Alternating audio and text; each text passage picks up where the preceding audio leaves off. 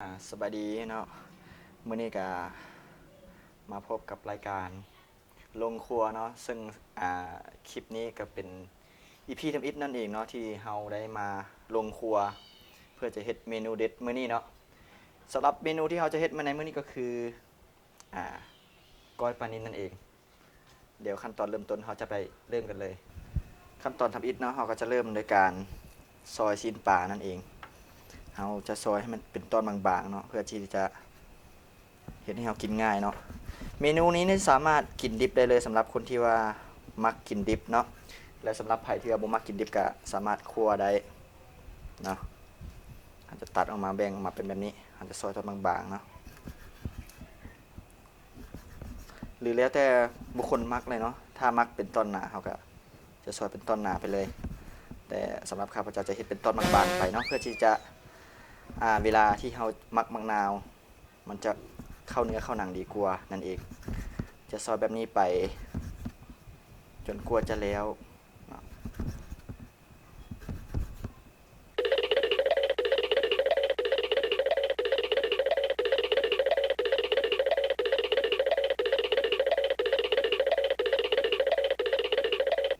ในที่สุดเราก็ซอยชิ้นปลาเป็นที่เรียบร้อยเนาะก็ได้มาประมาณนี้หน้าตาประมาณนี้ตอนปลาดิบๆส่วนที่เหลือเป็นโครงกระดูกหรือว่าพื้นอะไรกับพื้นท้องเนาะที่เราบ่สามารถที่จะมาก้อยได้เพราะว่ามันเป็นชิ้นที่ค่อนข้างแข็งและส่วนหัวเนาะที่เป็นหัวแบบนี้หัวปลาแล้วก็โครงกระดูกนะเราบ่ต้องไปทิ่มเนาะเราเฮ็ดแกงส้มใส่มะขามเปียกต้มสดต่อได้เลยขั้นตอนต่อไปเราจะซอยมะนาวเนาะเพื่อเป็นการหมักปลาไว้ประมาณ5นาทีเนาะ5-6นาทีก็ได้ในระหว่างที่การหมักปลาเราจะเกี่ยมเครื่องเราจะซอยมะเขือซอยเครื่องที่จะใส่นั่นเองในการเฮ็ดก้อยปลานิลของเราครั้งนี้เนาะเราจะใส่มะนาวอยู่ใน3หน่วยเนาะเพื่อหมักใส่หลายยิ่งดีเพิ่นว่าจะยิ่งดับคาวได้เป็นอย่างดีเนาะเฮ็ดให้ปลาเราบ่มีรสชาติคาวบ่มีกลิ่นคาวครั้งนี้ข้าพเจ้าจะใส่3 หน่วยเลยเนาะทั้งหมด3 หน่วยที่เราเตรียมไว้ในตอนนี้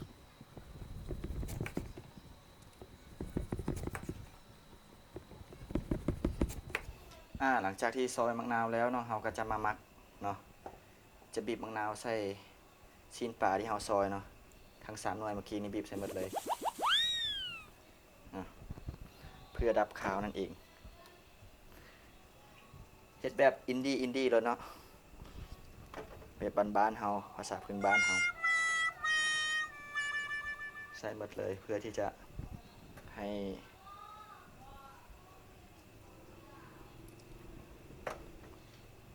ชิ้นปลานั้นบ่ขาวสามารถดับคาวได้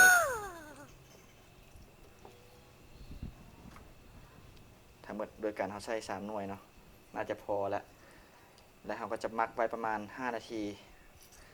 ในขณะที่เกี่ยมเครื่อง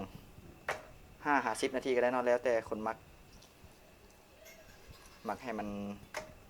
ชิ้นปลามาดก็อาจจะมักดนอาจจะมักไวก็ได้แล้วแต่ว่า5นาทีขึ้นมาก็น่าจะโอเคแล้วนะฝากติดตามเด้อเนาะสำหรับรายการลงครัวนี่ก็เป็น EP ทำอิฐที่ลงครัวเกียมเฮ็ดก้อยปลานิลเนาะนี่เนาะก้อยปลานิลสดๆหลังจากที่แล้วเขาก็ค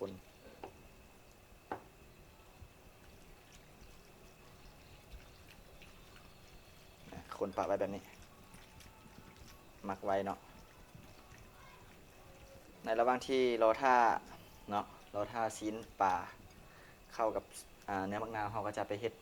เกี่ยมเครื่องอันอื่นก่อนเนาะเพื่อรอท่าในการมักปลาเนาะเขาก็จะมาซอยเกี่ยมเครื่องท่า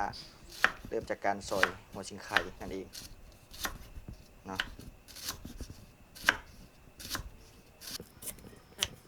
ซอยไปก่อนเนาะจะมักต้นใหญ่กับซอยเอาหางได้แต่ว่าเพื่อเป็นการกินง่ายกับซอยต้นบางๆธรรมดาใส่หลายจังเลยแล้วได้คุณมัดได้สำหรับหัวสิงไข่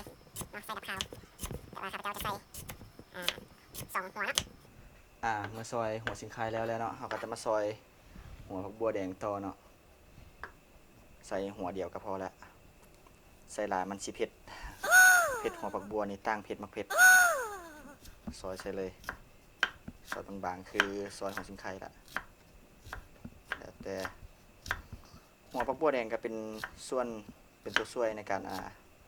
มีส่วนในการช่วยดับคาวเนาะใส่เฮ็ดให้กินข้าวปลาหมดไปนะจะใช้หัวเด็ก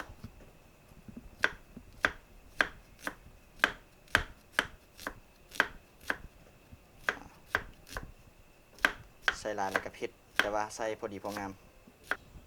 หลังจากที่ซอยหอมบัวแดงแล้วก็ตามด้วยมะเผ็ดเนาะมะเผ็ดไฮโอจะใส่ประมาณนี้ขึ้นกับคนมักเผ็ดมักบ่เผ็ดเฮาก็ลดจำนวนลงเอาแต่ว่าข้าพเจ้าสิใส่ซำนี้เนาะเพื่อความซีดซาดเราจะเริ่มซอยกันเลยต้องซอยบางๆเนาะคันซอยหนานี่วางกับดักเจ้าของเองเนาะจะกัดคือมันเผ็ดเองซอยเองแล้วก็ต้องกินเองก็ต้องเผ็ดเองอีกซอยไปเรื่อยๆจนหมดนี่ซอยไปแบบนี้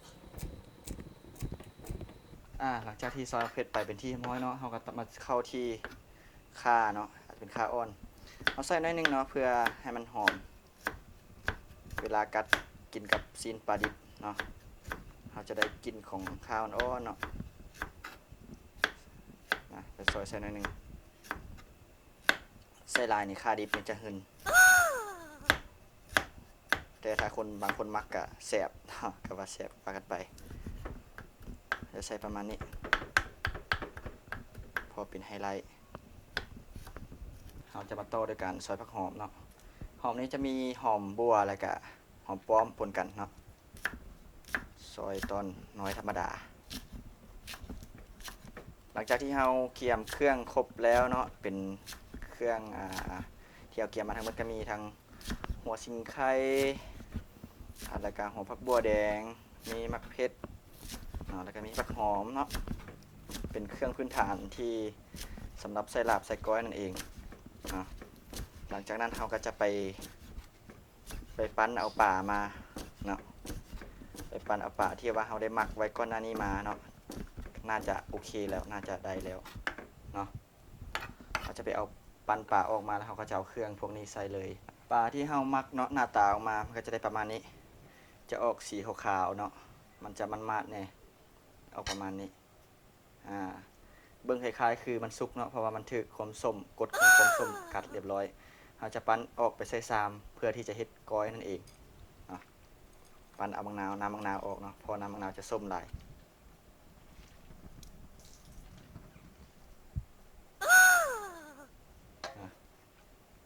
ให้เหลือแต่ชิ้นปลาไป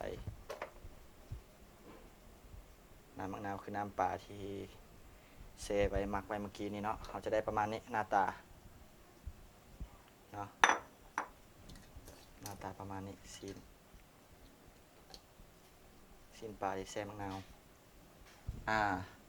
ตอนนี้เราก็มาถึงเวลาก้อยกันแล้วเนาะเครื่องเราเกี่ยมแล้วหมดแล้วเนาะตอนนี้เราจะเริ่มกันที่การใส่หัวสิงไข่ใส่หัวสิงไข่ไปที่เราซอยเมื่อกี้นี้ตามด้วยมะเขือและกะหัวผักบัวแดงเนาะเราจะใส่หมดหรือบ่ใส่หมดก็ได้เนาะแต่ว่าผักหอมเราจะใส่หมดเลยใส่ประมาณนี้กวดใส่เลยนะใส่หมดเลยเนี่ยต่อไปเราก็จะใส่ปลาแดกและข้าวคั่วเนาะแล้วกับเป็กนัว3อย่างนั่นเองนะใส่3อย่างเอาน้ำปลาแดกมาหดก่อนเลยใส่บวงหนึ่งก็ได้เนาะเพราะว่าเราจะบ่เน้นใส่เกลือนี่คือปลาแดกสุกใส่บวงหนึ่งก่อนเนาะกันเค็มถ้าเค็มเราจะแก้บ่ได้เนาะต้องได้เฮ็ดจางไว้ก่อนคันจางคันบ่พอดีเราต้องเติมน้ำลังได้นี่ข้าวคั่วน่ะใส่ไปอีก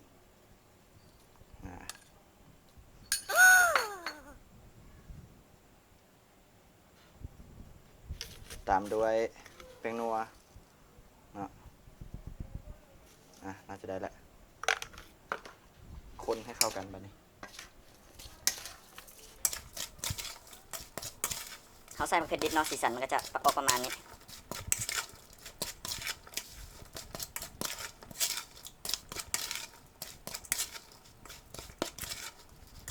หลังจากที่คนแล้วเขาก็จะซีมเบิ้งเนาะลองซีมเบิ้งรู้สึกว่าจะจางหน่อยหนึ่งเขาจะตื่มปลาแดกลงเนาะตื่มลายประมาณนี้โอเคพอดีละหลังจากนั้นเราก็ตามด้วยหอมลาบเนาะชี้ขาดบ่ได้เลยนี่คือเขาล้างแล้วเนาะหอมลาบหรือไทยเหนือจะเอิ้นผักกาดกำนั่นเองแถวซ้ำเหนือแถวเชียงควงจะเอิ้นกาดกำเนาะเรียบร้อยคนเลย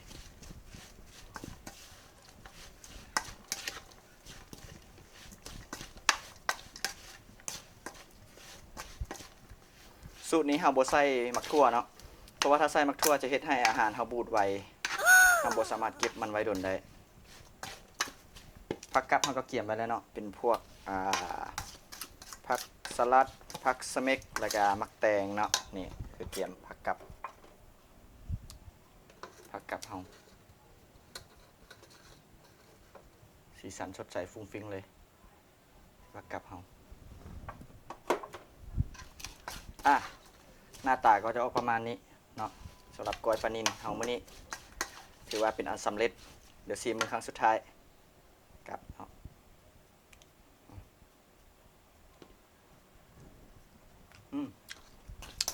โอเคถือว่าแซ่บแล้วเราจะตักใส่จานเลยพร้อมเสิร์ฟแล้วในที่สุดเราก็เฮ็ดสำเร็จแล้วเนาะสำหรับกอยปลานิลเฮานี่คือกอยปลานิลสดๆเนาะสำหรับใครที่อยากไปเฮ็ดเนาะก็สามารถนำไปเฮ็ดได้สูตรก็ตามที่บอกมาเลยเมื่อกี้นี้บ่ได้มีอย่างซับซ้อนหลายและสุดท้ายนี้เนาะฝากกดไลค์กดแชร์และกดติดตามเนาะกดติดตามช่องของตัวเองสตูดิโอนี่เด้อเนาะจะมีรายการการเฮ็ดอาหารเมนูใหม่ๆมาตลอดเนาะขอบใจ